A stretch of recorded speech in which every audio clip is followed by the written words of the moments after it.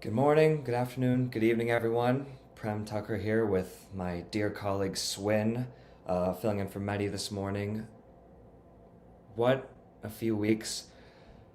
Gall darn. So we have a lot to talk about. Much of it is related to ICE and its brutalist, murderous regime terrorizing Americans across the country. We are going to try to keep this as crisp as we can. If you have any questions, any thoughts, whether you're on Substack or YouTube, please feel free to put them in the thoughts. We have a lot to talk about. Um, of course, the big top line news is the Department of Homeland Security's murder of Alex Pretti in Minneapolis this past weekend, following the killing 2 weeks ago of Renee Nicole Good. Swin, obviously, we were working a lot on a lot of different angles regarding this story over the weekend. One thing I want to talk about on the top is that, there's been a lot of friction in some respects over the past few days within the Republican Party about how they're dealing with this. Obviously, Alex Pretti is specifically someone who, for them, is an unfortunate person, so to speak, for them to be killing because he is, for one, a white looking man in America, a US citizen, someone who was an ICU nurse who worked to help heal veterans. There's this powerful video of him eulogizing a veteran recently, uh, sharing powerful words that has gone viral. This is someone who is very difficult for the Trump administration to try to call a terrorist. But according to a story that we had written, that with sources that you had spoken with, the Trump administration, at least at first, was trying to call him a terrorist. Can you tell us a bit about that? Well, it got to a point where they weren't trying to. They just were. Some of the most senior people in the Trump administration were publicly calling him a quote unquote domestic terrorist. This is based on absolutely nothing. In the Donald Trump, Stephen Miller, J.D. Vance era of American politics, a terrorist is just someone who pisses you off and gets in the way of Donald Trump's agenda. That's it. So Chrissy Noem, DHS, Stephen Miller at the White House, who was, of course, Donald Trump's top policy architect, were out there calling him on TV and on social media a terrorist. Sources we had spoken to were telling us that other people in other departments across the federal government were being told by senior Trump White House staff, look, in your public messaging, in your public statements, call this guy a terrorist. There were Trump administration personnel who over the weekend were feverishly working on essentially informal Oppo files on this guy, scouring records, scouring social media, trying to pin something on this ICU nurse who they had just slaughtered to try to make him look bad, see if that was something that they could latch onto, maybe leak to their envoys in conservative media. It's basically note for note the same playbook that they ran on Renee Good when she was shot dead by Trump's secret police. So none of this should be surprising in the sense that this is just what they do. This is what the Republican Party is now and will be for probably a very long time. Having said that, the fact that it's not surprising doesn't make it any less jarring, shocking, morally vacant, depraved, any adjective you want to put in there. I'm sure you'll have a lot more to put in there than I do. But this is just how it's done now. This is standard operating procedure for them. If you get in our way, we feel we have a right to kill you or your loved ones. And then immediately, before the sun sets, before the body is even cold, start going on the airwaves and denouncing to tens, if not hundreds of millions of people, smearing you as a terrorist while your family or parents watch from afar, trying to figure out why the fuck are the most powerful people on the face of the planet calling this ICU nurse who was my son a literal domestic terrorist. Have you no shame? And they think, Team Trump believes they have the right to do all this and then laugh about it and rub your face in it and say that you are the terrorist as well if you try to get in the way or object to our laughter. That's where It's we are. crazy. It's crazy. I should note that obviously this is something that has sparked outrage across the country. This is something that we're going to keep reporting on, which is how much sort of quiet organizing and quiet community building we're seeing all across the country, including Minnesota. And to that Mm-hmm. end, I mean, I know we have a lot of listeners from all over the place. We did this before, and it was actually really helpful to see. If we could get a little location roll call, I would love to hear where you guys are listening in from. I know last time we had people from all the way from Ireland to India to, of course, states all over the country. So wherever you are, guys, in Substack, YouTube, let us know where you are and sort of what you guys are maybe seeing in your communities as well. There are people who have lived or are living under autocratic, authoritarian, brutal despots, quote unquote, third world horrors, whatever you want to call it, who are correctly assessing that what they are seeing from thousands of miles away reminds them of what they've been enduring for years, if not decades, at home. And it's not exaggeration, it's not hyperbole anymore. It's just apt comparisons. It's, Yeah, let's talk. yeah. Go ahead. Yeah, no, I mean, let's talk about that because we already have a few folks in the chat. And again, chatters, thank you for sharing your thoughts. Please let us know where you're chatting in from. Empathy is a superpower, lovely name on Substack, notes how anyone who's surprised might not have been watching everything that's happening in Palestine. Obviously, something that we've been covering a lot is every sort of escalation, neoconservative, hoggish behavior that this administration has been undertaking from, of course, Palestine to Venezuela to Somalia, Nigeria, etc. And I'm curious, Swin, if you have any thoughts about, of course, there's the aspect of the imperial boomerang, the violence we tolerate elsewhere coming back home, but the extent to which people are maybe understanding how much the American people, or at least the Trump administration and Congress, have tolerated and cheerleaded within to the extent that it seems like Republicans are kind of caught flat-footed in trying to figure out what to do here because of how much violence they've signed up for up to this point. Right, and not just violence abroad and to civilians abroad in a variety of regions and countries and hemispheres, but to what they signed up explicitly, including during the 2024 campaign, to have done to blue states and blue cities and their domestic enemies like Minneapolis, St. Paul, elsewhere in Minnesota. They signed up for this, especially if you're an elected Republican. You can't really say, I didn't sign up for this, I didn't vote for this. You did. It was in all caps, Comic Sans font 24 size on the contract, and you signed it in blood a year and a half ago, if not significantly longer than that. So when you're talking, okay, there's two things that really pissed me off in recent days. And as a housekeeping note, I think our viewers can tell that we have both been up for basically the whole weekend covering this stuff. You look good, Prem. I look like shit and like someone who has indeed. Come on, baby. You're cleaned up. You're cleaned up. You're looking good. But yeah. Thank you. But okay, a couple of quick things that have really pissed me off over the past. Speak on it. Number one, there are a host of elite Republicans, including the Oklahoma Republican governor, who have been saying publicly, we need to de-escalate. This is bad. The federal government should not be doing this. Donald Trump has been getting a lot of really bad advice recently, and he should get better advice. We have been hearing this ever since 2016, 2015, 2017, where Republicans all over the place keep saying Donald Trump is getting bad advice. He needs better advisors. It's not his advisors. These are Donald Trump's ideas from Donald Trump's head. Yes, other people are working out the mechanics of it and doing the policy nitty gritty, like the Stephen Millers and the Russ Votes of the world. But it is Donald Trump's idea to do this to Minnesota. He's not getting bad advice. He's giving it to himself, and he and his White House are ordering the DHS, other envoys of the federal government, to follow Donald Trump's advice. So this whole thing to treat him like a toddler who needs to be gently disciplined is savagely annoying, and the Kevin Stitz, whatever his stupid fucking name is, and people like that in the world should just be yelled at constantly for doing that, because you sound like a fucking moron every time you do that. And I'm sure there's a lot about the weekend that annoyed you as well, horrified you, but I'll just say one other thing that really, really got on my nerves. The Republican Party, from Donald Trump on down, Mike Johnson, John Thune, all of them are treating this as a public relations problem.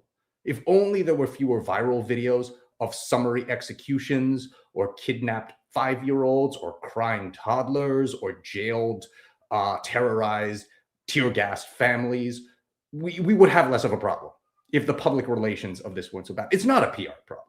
That's a cop-out. And it's a cop-out they will cling to all the way between now and the 2026 midterms and beyond, because you cannot separate the bad PR from the policies. The bad PR is the policies. The Stephen Millers of the world, to a certain extent, want a lot of these viral videos that many of which they at DHS and the White House put out into the world themselves, because the terror and the trying to scare people away from even coming to the United States before they do, or scaring away people here who want to pack up and leave instead of getting sent to CCOT or whatever other torture prison.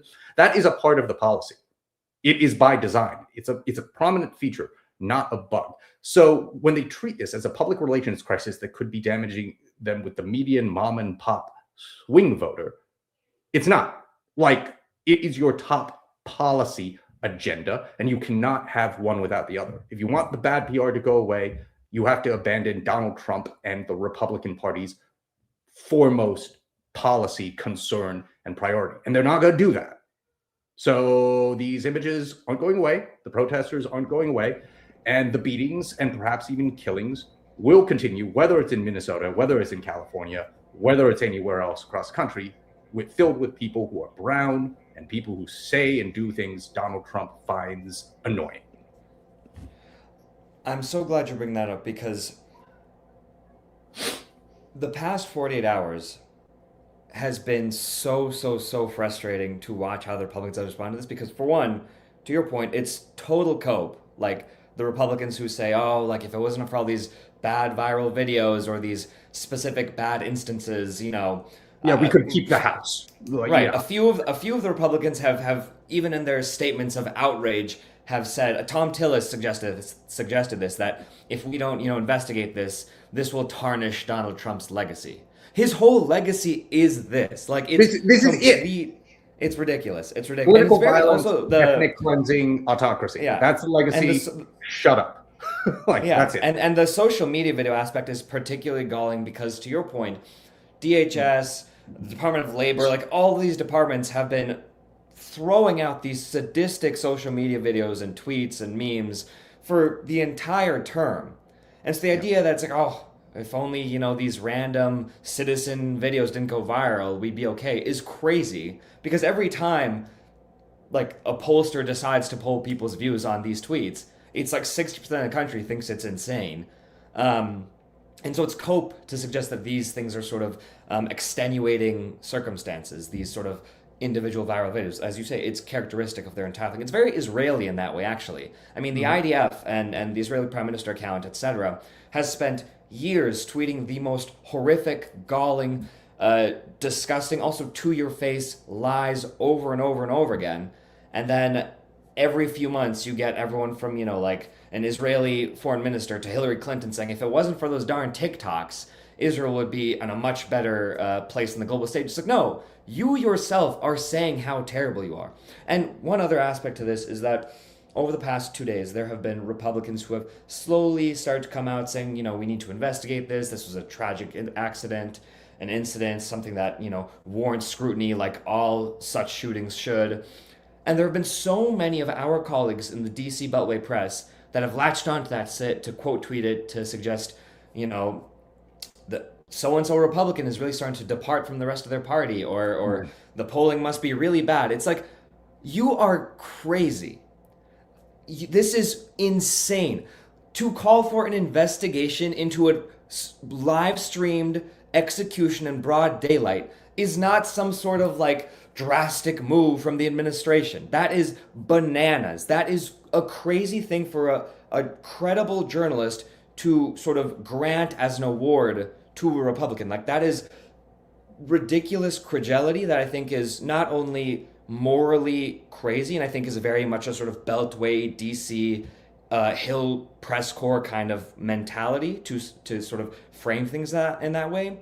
It's also just so egregious because this is not about actual Republican voters who might be changing their minds or evolving on this issue, or like the candidate in Minnesota, the Republican who was running for governor, who just dropped out today and said he might not be a Republican anymore either. That's different when people change their minds. When members of Congress simply say this should be investigated, that doesn't deserve sort of this granting of I don't know, credulity or sensibility. It's even more egregious because the people at large are changing their minds on this, which is why it's so crazy to then cast Republicans simply saying, well, we should investigate this as somehow some sort of meaningful material difference to the rest of the party. Because Right. many of these Republicans are still saying this was a tragic incident. It should be investigated to make sure ICE's Right. reputation is maintained because I love ICE and they should still have $75 billion. Yeah, their position is we should get participation trophies for saying that, oh, this dumb asshole who shouldn't have been there, who we killed, who had it coming and deserved it, we're sorry that happened, and perhaps that should be investigated. It's like, yeah, great, good, gold star for you. I just want to point out to our viewers real quickly that yes, indeed, behind my right shoulder are the words Trump's killing spree, a different killing spree from the first administration than the one we're talking about right now. And behind your right shoulder is Snoopy, which I love. You're giving me a little bit of light in the darkness during this Exactly. chat. So yeah, let's go back always to our subscribers and viewers. What's going on? Yes. Well, before we pivot, there's one question I do wanted to make sure that we got to, which I know some subscribers and listeners have, which is just in this sort of Republican cope kind of time where they're trying to pivot, trying to figure out what to do in response to most of America thinking this is terrible. In fact, there is now positive net approval to abolish ICE, in fact.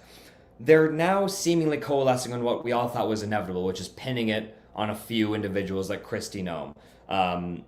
What do you think of that? Well, there are people in the upper echelons of the Trump world and the Trump administration who have wanted to pin things on the Kristi Noems and the Pam Bondis of the world for almost a year now, basically. There are weird internal pseudo factions within the administration where they just want to regularly rat fuck each other or backbite each other. And there's some people who, while they all agree on the level of brutality that they need to unleash on the American people and others right now, there are disagreements over like managements and personalities here and there. So it doesn't surprise me that even some people in the administration are anonymously doing knives that are out for Kristi Noem. We'll see whatever happens. But Kristi Noem can resign or get purged all she wants. You could, Pete Hegseth could do the same.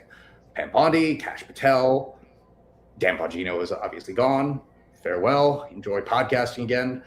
It doesn't matter. All of these people and so many other names, more so than any other administration of recent history, just do what the president and his top lieutenants in the White House tell them to do.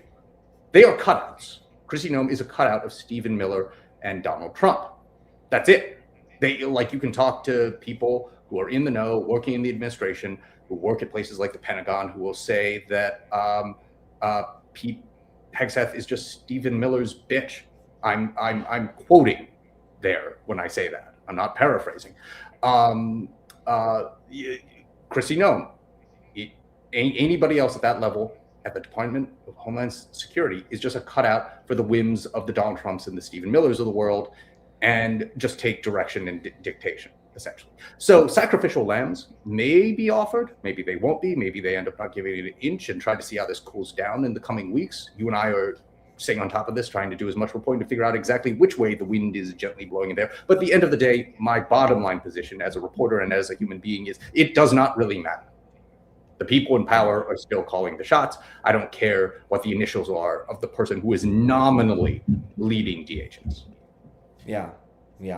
And so I think this leads to, a very helpful fundamental question by Izoza Nur 11 on YouTube, who asks, why has the Justice Department refused a civil rights investigation into the ICE agent who shot Renee Nicole Good, despite evidence and public outrage? I have a theory. And it's not so much a theory as it is something that is born out of both facts and reporting, which is the Civil Rights Division at the Department of Justice under the Trump-Vance Republican Party's era views civil rights as things that protect Donald Trump, his wealthy pals, and others. And the department and its once very important division is there to enforce, in many ways, civil rights violations, not investigate them. They are not currently sicking these people on Renee Good's killer, Alex Pretti's killer, or a whole host of other violent individuals who are attacking in their opinion, the right people, because that's not the point of the DOJ Civil Rights Department during this presidency. It couldn't be farther from the point. It would be like asking Kash Patel to investigate the moon for going away during the day. Although actually they are way more likely to investigate that than the stuff we're talking about right now. Yeah, yeah. There's quite a few people who rightly bring up the fact that it's not just Alex Pretti and Renee Nicole Good. There are dozens and dozens of people, mostly Latino, who have died while in ISIS custody. There is, of course, Philando Castile, the horrible murder of him years ago, and so many more people who have been killed in similar fashion and by similar entities and agencies. I'm curious, Swin, if in Trump world, if you've been able to surmise whether they've kind of dismissed all that, and largely see the issue as being on Alex and Renee, or do they see what's happening now as sort of as accumulation of those previous travesties that they and their colleagues are implicated and guilty of?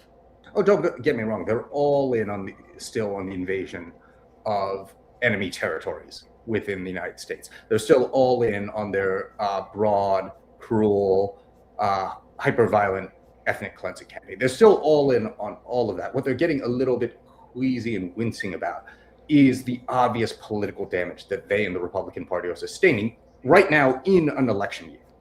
I mean, whether they publicly admit it that much or not, we have reporting and other outlets have reporting that even before this killing, there's been quite a steady march, gradually, but then all at once in recent weeks and months, where more and more senior officials in the Trump orbit, including, but certainly not limited to, White House Chief of Staff Susie Wiles, that even though they're willing to go along to get along with whatever the Donald Trumps and the Stephen Millers of the world decide, they can see the brutal internal private polling that they are getting. You ask a master pollster who is very good at what he does, even though he is a top Trump advisor, a guy like Tony Fabrizio, they will tell you what their numbers show.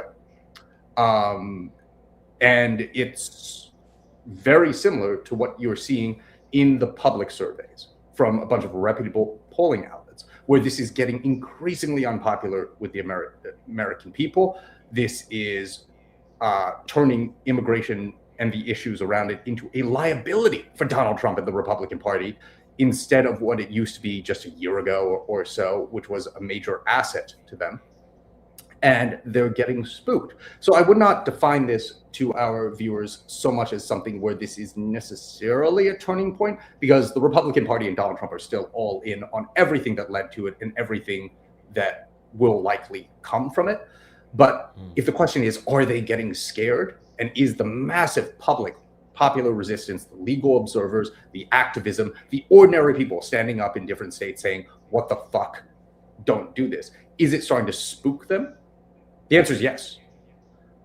Powerful authoritarians are capable of starting to run scared just as much as anybody else. And that would not be happening if it weren't for the people like the people who they have just shot dead in recent weeks in Minnesota. Yeah. Thank you, Craig, Salman, and Jules, for those questions. It's very important to remember that it's not just Alex and Renee who have been killed by this regime. That has also lasted beyond just, of course, the Trump-Vance administration. Remy the Revolutionary 769 on YouTube asks, how does America get out of this? Even if Trump and MAGA leave power, the American empire is still speeding towards collapse. What do the next steps look like after, if we should say, Trump is gone? What do you think, Swin? I think I've said this on one of these streams before. I'll keep it pithy because I want to get to at least several more of these questions. But Italy, I hear, is still a nice place to visit, and it still exists. The UK, big fan of Scotland, Wales, Northern Ireland, nowhere else. I hear still exists and can be an okay place to visit. After empires fall, there is good and worthwhile things to emerge from the rubble. I'll leave it at that. Relatedly, and perhaps this will allow you to get more into it, Talon Rosen on YouTube brings up South Korea and Nepal, two different countries that have, in different ways, dealt with a corrupt government in a prompt, efficient way, they write. Is this a valid plan for America? And if yes or no, No. why or why not? It's, I don't know what to tell you. It's the United States of America. We have a very proud, noble tradition of letting our political leaders oftentimes get away, sometimes with literal murder. I mean, look, like, okay, maybe I shouldn't doom too much about it. I'm being a little bit glib. We'll see what happens once Donald Trump, JD Vance, people like that are out of power, and how far prosecutors, Democrats, and others are willing to take it. And I'm aware of all the criticisms of Merrick Garland and the Biden DOJ for moving at the glacial pace, not really wanting to do it the way they did until they finally, kind of did it with Special Counsel Jack Smith. But the accountability thing for Donald Trump was tried, and for whatever the reasons for it failing, obviously the Supreme Court has a role to play in that as well. You have a lot of elite Dems and Democratic lawmakers and leaders and operatives who, if you talk to, will kind of say the same thing, which is that we tried it and we are spooked by the premise that if we tried again, even when Trump and Vance are out of power, no matter how unpopular they are, if we tried again, too many people will yell at us. And okay, if you want an illiberal, poorly functioning democracy that used to be a somewhat, sort of, kind of, maybe great country, fine, go with that. If you want something else, you might have to have people yelling at you. But I don't know. It's their choice. I'm not an operative. I'm not a Democratic politician. We'll see. We'll see who's president in a few years. Yeah, yeah. There's a question that I wanted to get back to from Cheryl Beckruff on Substack, where Cheryl mentions how Bovino, in response to something we were talking about earlier, she mentions how Bovino was on CNN saying the agents were the victims. What is your perception on how much more runway the administration thinks they have on self-victimizing these masked, unaccountable agents shooting people in the streets? If it were up to them, unlimited runway. And however much political pushback they think they're getting, or pushback from the voters where they think, oh, maybe we need to tailor our language here, tailor our language there, maybe not seem like the biggest wimps on the face of the planet constantly. The underlying principle is still the same. No matter how many fake sacrificial lambs they consider or maybe eventually cough up, if you talk to people who are high up in the administration and close to Donald Trump, the president of the United States and everybody who matters is still on the same page when it comes to the underlying principle, which is a very shitty principle, which is our masked secret police and immigration enforcement agents need to be protected to the hilt as much as we can. It is yet another extension of our back the blue philosophy. And they and the Trump DOJ and the White House and everybody else are still committed to taking that to the hilt. So again, if there's a little public relations manicuring here or there, they still want to protect their brutal and killer agents. That is paramount to the project. They're not giving that up. Before we close out, I want to ask you one final question before I close out. I just want to thank everyone for joining us and sharing where you're coming from. We have people from Nashville and Scotland and Albuquerque and Winnipeg, Canada and Guatemala, Cape Town, South Africa, North Carolina, India, Australia, Chicago, rural Tennessee, Toronto, Hamburg, Germany, and so many more places. Thank you all for joining us. It's really appreciated. And it's also, I think, speaks to how much passion and interest and care there is all over the world for what's going on and these tough questions. And to Swin, your point, I want you to speak to this a little bit of sort of the myriad of ways. Sorry to cut you off, but since we have to go soon, sorry to cut you off, Prem, and please. We didn't get to nearly as much questions as you think you or I did. Ask your question, but then do you also maybe want to collect like 4 and read them really quickly that we didn't get to get to, and we'll do a lightning round and just get to them as quickly as we can. I'll keep myself to like 20 seconds per answer, maybe. Okay. I mean, one big category of things that I think is worth asking, which is a lot of people are wondering just what to do. You know, these are people who, regardless of the citizenship status, as we've seen, U.S. citizens all over the place are being profiled, stopped for their accents, quite explicitly. A lot of people are just wondering what are their rights, even if they have documentation but are still in a position to be detained, as Vaishali Patel puts it in Substack, but many people have a question like this. What are people to do? Consult legal rights and different civil and human rights organizations. They will. Yeah, I'm not in a position to advise people on that, but there are a lot of very smart people in your community who will have your back and tell you what you not just can do, but should do in a situation like that. It's really brutal. It's bleak. It's very scary. But it is fortunate to realize that in places, including but definitely not limited to the Twin Cities in Minnesota, there are a ton of ordinary people, not just attorneys, who are willing to, for free, watch your back and be there for you when the fascist ogre from the federal government and elsewhere are bearing down on you. So find people in your community to trust. Everything else is downstream from there. Do you want to give me the lightning round now? No, I mean, I think that in some ways was the lightning round because so many people had been asking about that. I would say one other question that I think we could get to is from Dakota Caller 5257 on YouTube, which is how much of the surveillance state is being built up that we're not aware of? And are you all hearing anything we should prepare for if possible? That is a great question. The bridge and merger of the public surveillance state with the private surveillance state is going to be a very important story, not just for the Trump-Vance era, but I think so much of American life and American politics going forward in the decades to come.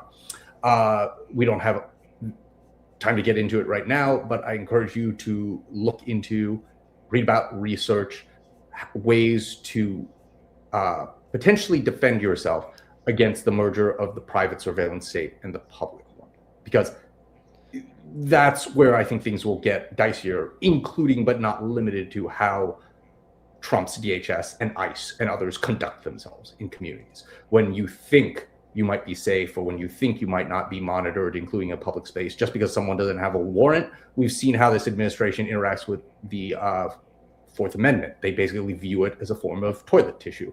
So keep that in mind. Prem, do you have a response to that?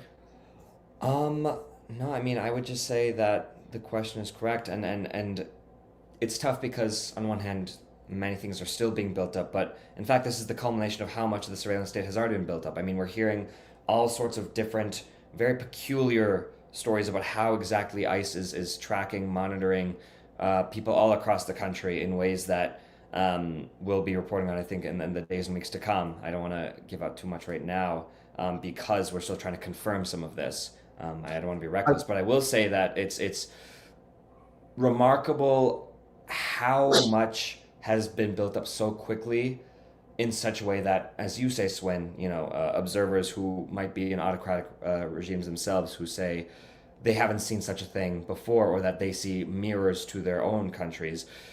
The way in which the U.S. is deploying the surveillance state in such a way that usually it's kind of baseline, they're monitoring us in more ways than we think, but the way in which they're actively, militantly exercising it and imposing it onto people now is very drastic and dramatic. And I will say, yes, in the same way that you want to connect with your community on making sure that you are all taking care of yourselves in wake of these agents, it's also making sure that you are all maybe maintaining similar sort of cybersecurity measures and protocols that will just be good for you to maintain even beyond just this moment in time.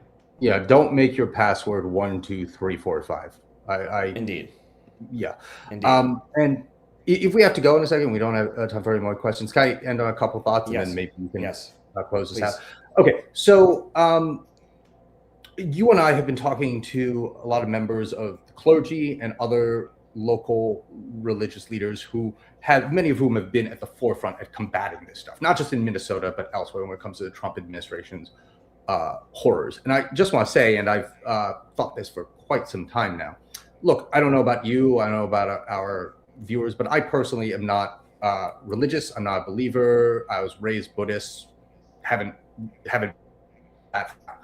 Having said that, as a non-believer, the people who use the language that I emotionally and intellectually identify with the most right now are the people we talk to, who are very religious Americans who are on the front lines of combating this stuff in the streets and in churches and in elsewhere, including when people start getting tear gas outside of the church or religious center and they have to welcome people in on the streets of an American city or suburb as a form of sanctuary. Because the words I keep coming back to when I'm talking to administration officials, when I'm just going about my day, what I'm keep screaming in my head over and over again are phrases and words like, this is a sin and this is deeply satanic. I cannot think of a word to describe what the Trump-Vance administration has been doing in a whole host of different ways and policies, both abroad and at home, more so than the word satanic. I'm sorry, I think objectively speaking, that is the most perfect way to encapsulate what's going on. So shout out to the people we talk to and have met who are members of clergy, Muslim religious leaders, chaplains, et cetera, who I know are putting themselves on the line and know that they could potentially be executed in an American street just for standing up for what they believe in and exercising their First Amendment rights. And the last thing I would like to say is that so far in the Twin Cities, the amount of restraint that your average protester, activist, normal person standing up against this thing has been shown by the tens of thousands is insanely admirable and remarkable. We all remember what happened in 2020. That was a different time, different context. Obviously, the majority of the people out on the streets were peaceful, but we remember the images that that Republicans, were more than happy to talk about during 2020. Everything that Donald Trump and his goons have been throwing at the people of Minnesota, everything, the brutality, the severity of the invasion, and that people of Minnesota have kept it together the way they have in the peaceful and very effective resistance they have is something that I think should be studied in universities, in schools, elsewhere for years, if not decades to come. It is impressive is too light a word to use for what we have been reporting on, what you have gone to Minneapolis recently to see, and what we're all seeing on our phones and our screens. I honestly cannot believe the amount of restraint that we've seen up until this moment. It's remarkable. Yeah. I think all of those thoughts are a good way to close it out. Thank you, Swin. Thank you all for joining us today.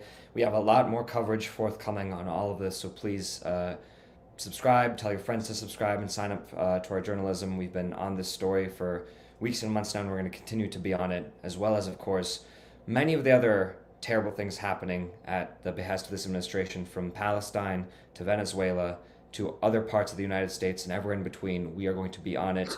We're not going to let one thing outshine the other. They all deserve our diligence and care and compassion and emotion and fury and everything above, everything below. So please subscribe, sign up. Thank you all very much. A reminder as well, it's still somewhat the holiday season. If you're looking for a good gift, we have our Zeteo merch. Very good gift, very comfortable, I might add. It's underneath his super suit. Don't worry about it. But once again, thank you all for your support. Please feel free to send us a donation as well. Send us your thoughts. Any information you guys have as well. I know you guys are all over the world. Any information or tips you have, hit up me or Swin. My signal is Prem Thakker.35. Swin, your signal? SWIN 24.68. Lovely. So please, any information at all, please feel free to reach out. Everyone, take care, stay safe, be well. See you guys soon. See you, Snoopy.